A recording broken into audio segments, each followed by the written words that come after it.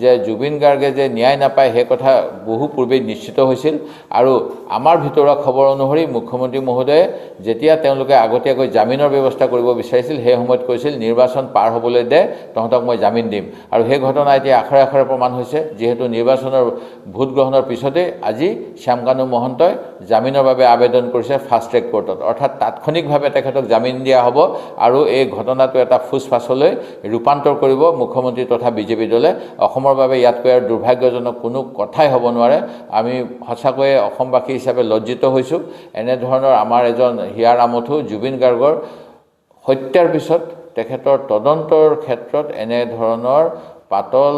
ব্যৱস্থা কৰা হৈছে আৰু বাতুলামি কৰা হৈছে আৰু এই ঘটনাটো তৰল কৰি দিয়া হৈছে আৰু যেনেধৰণে তদন্ত হ'ব লাগিছিল সেইখিনি মুখ্যমন্ত্ৰীৰ প্ৰত্যক্ষ নিৰ্দেশত অসম আৰক্ষীয়ে আৰু অসম প্ৰশাসনে